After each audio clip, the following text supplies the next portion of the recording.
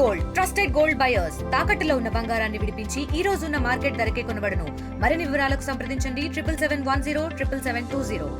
Janasena party 12వ ఆవిర్భావ దినోత్సవం పిఠాపురం వేదికగా కూడా జరగబోతుంది. సర్వం సిద్ధమైందని చెప్పాలి. ప్రధానంగా చూసుకుంటే ఇక్కడ ఏర్పాట్లు అయితే గత 15 రోజుల నుంచి కూడా సర్వేగంగా జరిగాయి. అలాగే నాదెండ్ల మనోహర్తో పాటు ముఖ్యమైన నాయకులు దగ్గరుండి ఇక్కడ ఏర్పాట్లు అయితే పరిశీలిస్తున్నటువంటి పరిస్థితి ఉంది. ప్రధానంగా చూసుకుంటే ఇక్కడ వీర మహిళలు కూడా ఇక్కడ పనిచేస్తున్నటువంటి పరిస్థితి, అక్కడ ఏర్పాట్లు ఏ విధంగా ఉన్నాయని అని కూడా పరిశీలిస్తున్నారు. ప్రస్తుతం అయితే మనతో మాట్లాడేందుకు ముద్రగడ క్రాంతిగా ఉన్నారు. మరిన్ని విషయాలు తెలుసుకుందాం.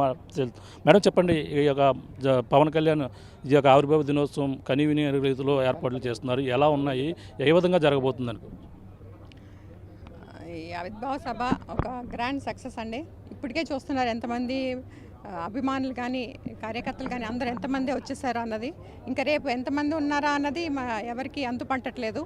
ప్రతి సెగ్మెంట్లో కూడా మంచినీళ్ళు కానీ భోజనాలు కానీ లేడీస్కి వాష్రూమ్స్ కానీ అన్నీ ప్రతిదీ ఏర్పాట్లు దగ్గరుండి చూసుకుంటున్నాం.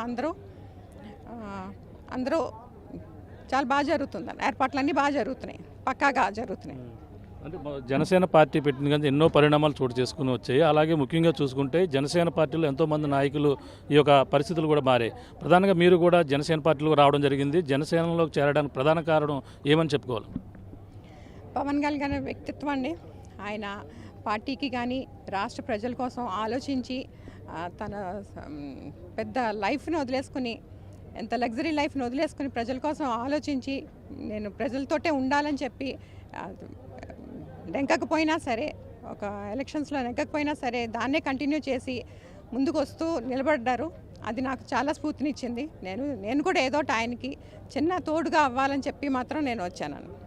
అంటే జనసేనలో మీరు కూడా కీలకంగా ఇప్పుడు ఎవరిపోతారు, రాబోయే రోజుల్లో మీకు ఏ పదవి ఇస్తే మీరు ఏ విధంగా చేయగలరు? ఆయన చెప్పిన దాన్ని బట్టి నేను చేస్తాను. ఏది అన్నది కూడా నేనేమి ఆలోచించుకోలేదు. ఆయనకి సహకరించాలి, ఏదన్నా ప్రజలకు సేవ చేయాలి, ఆయనతో పాటు నడవాలనుకున్నాను, అంతే వచ్చేసాను, అంతే.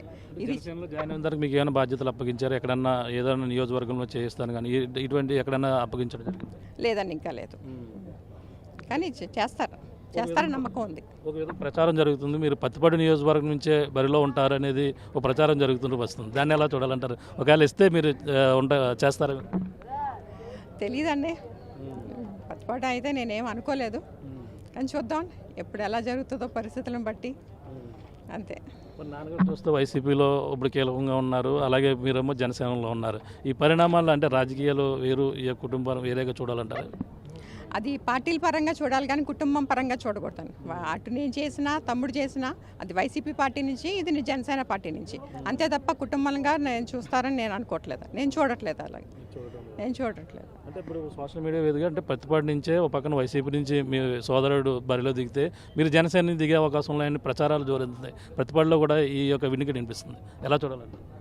అదే పార్టీ పోరుగా చూడాలి తప్ప కుటుంబం పోరుగా చూడకూడదు. తమ్ముడికి ఇస్తారని కూడా గ్యారంటీ ఉంటుందండి. ముందు అనౌన్స్ చేస్తున్నారు, అయినా సరే మళ్ళీ వేరే క్యాండిడేట్లు మార్చేస్తున్నారు జగన్మోహన్ రెడ్డి గారు. సో ఎవరైనా రావచ్చు, అనంతబాబు గారు రావచ్చు, ఇంకా వేరే బాబు గారు ఎవరైనా రావచ్చు. సో పార్టీ పోరు అంతే. ఈ జనసేన సంబంధించిన ఆవిర్భావ దినోత్సవం ఏ విధంగా ఉండబోతుంది? మీ నాయకుడు ఏ సందేశం ఇస్తారని మొత్తం జన సైనికులు కావచ్చు, వీర మహిళలు కూడా ఎదురు చూస్తున్నారు, చెప్పాలి. మేము ఎదురు చూస్తున్నామండి. ఆయన ప్రసంగం గురించి అందరికీ ఉత్కంఠంగా ఉంది. అందరితో పాటు నేను అదే ఎదురు చూస్తున్నాను. ఎంతమంది వస్తారని అంచనా వేయడం జరుగుతుంది మేడం? లక్షలాదిగా వస్తారనే ఉందండి. అది పవన్ కళ్యాణ్ గారి మీటింగ్ అంటే ఎవరు లెక్కలు వేయలేరు, అనుకున్న దానికన్నా డబుల్ అయిపోతారు. సో చాలామంది వస్తారు. Thank you madam, thank you. చూస్తున్నా ఇది పరిస్థితి. అయితే లక్షలాదిగా అయితే జనం తరలి వస్తారని ఒక అంచనాలు అయితే వేస్తున్నారు. ప్రధానంగా చూసుకుంటే ముద్రగడ పద్మనాభం రెడ్డి గారి కుమార్తె ఎవరైతే ఉన్నారో క్రాంతి గారితో కూడా మాట్లాడడం జరిగింది. గత కొన్నాళ్ళ నుంచి కూడా జనసేనలో కూడా ఆవిడ కీలకంగా వ్యవహరిస్తున్నారు. గత ఎన్నికల్లో కూడా చూస్తాం. ఈ నేపథ్యంలోనే తను అయితే జనసేన పార్టీ నుంచి ఏ పదవి ఇచ్చినా సరే నేను బాధ్యతగా పనిచేస్తాను, అలాగే రాజకీయాలు వేరు, కుటుంబ పరిణామాలు వేరు, ఏ విధంగా అయినా సరే ప్రతిపాడు నియోజకవర్గంలో ఇప్పుడు ఏదైతే తన తండ్రి ఉన్న సోదరుడు ఎవరైతే ఉన్నారో వైసీపీ నుంచి అయితే గిరి అయితే పనిచేస్తున్నారు. ప్రస్తుతం అక్కడ ఇచ్చినా సరే నాకు రాజకీయ పరంగా నేను చేసేందుకు సిద్ధంగా ఉన్నానంటూ అలాగే ముద్రగడ క్రాంతి గారు చెప్తున్న పరిస్థితి ప్రధానంగా ఉందని చెప్పాలి. ఇది కూడా తాజా పరిస్థితి. కెమెరామెన్ సతీష్తో ప్రకాష్, RTV, చిత్రాడ నుంచి. మరిన్ని వీడియోస్ కోసం ఛానల్ ని సబ్స్క్రైబ్ చేయండి. లేటెస్ట్ అప్డేట్స్ కోసం వాట్సాప్ ఛానల్ ని ఫాలో అవ్వండి. ఆ లింక్ డిస్క్రిప్షన్ లో ఉంది.